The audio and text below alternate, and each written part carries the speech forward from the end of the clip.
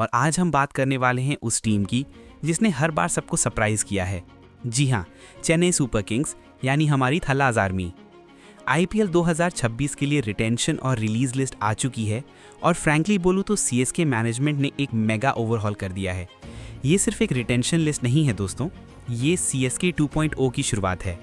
हमारे सामने जो पिक्चर है ये ऑफिशियली सीएसके 2026 की स्ट्रैटेजी बता रही है और मैं गारंटी देता हूँ कुछ डिसीजंस आपको चौंका देंगे।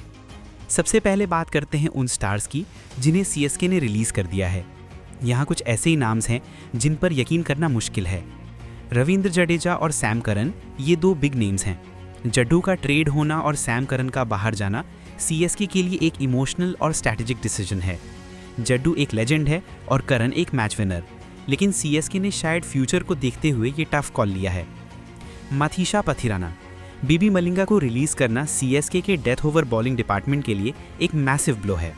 उनकी यूनिक एक्शन और एक्यूरेट यॉर्कर्स को रिप्लेस करना ऑक्शन में बहुत मुश्किल होगा। डेवॉन कॉनवे और रचिन रविंद्रा का बाहर जाना दिखाता है कि सीएसके अब ऑक्शन में एक न्यू ओवरसीज ओपनर और एक solid middle order Indian batsman को टारगेट करने वाली है। कॉनवे का परफॉर्मेंस ग्राफ थोड़ा नीचे आया था, लेकिन रचिन को रिलीज करना ये एक गैम्बिट हो सकता है। Indian experience players Rahul Tripathi, Deepak Hooda और विजय शंकर जैसे एक्सपीरियंस्ड इंडियन प्लेयर्स को रिलीज करने से ये साफ है कि सीएसके ने यंग इंडियन टैलेंट को रिटेन करने पर ज़्यादा फोकस किया है। इन रिलीजेस से टीम ने 43.40 करोड़ का एक मैसिव पर्स क्रिएट कर लिया है।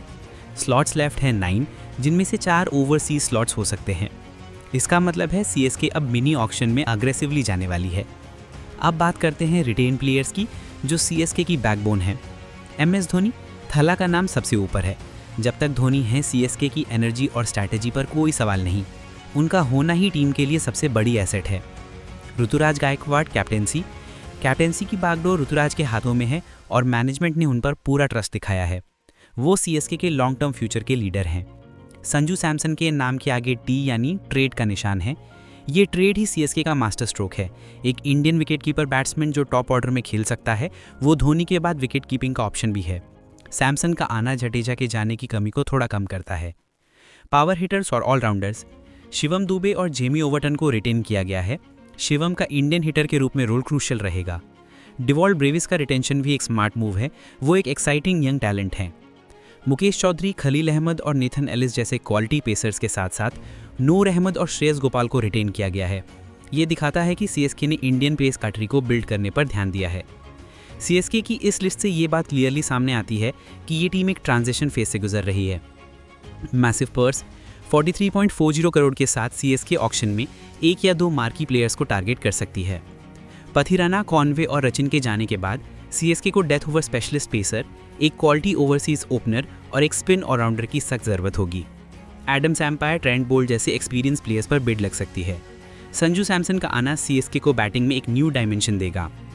ये लिस्ट देखकर लगता है कि सीएसके मैनेजमेंट ने कुछ सेंटिमेंटल डिसीजन से हटकर प्योरली स्ट्रैटेजिक कॉल्स लिए हैं। एक्सपीरियंस और यूथ का एक अच्छा ब्लेंड रिटेन लिस्ट में दिख रहा है, लेकिन रिलीज प्लेयर्स की भरपाई करना ऑक्शन में सबसे बड़ी चैलेंज होगी। क्या थला और मैनेजमेंट अपनी इस न्यू स्ट्रैटेजी से एक और चैंपियनशिप जीत पाएंगे? ये तो वक्त बताएगा। आपकी इस रिटेंशन लिस्ट पर क्या ओपिनियन है?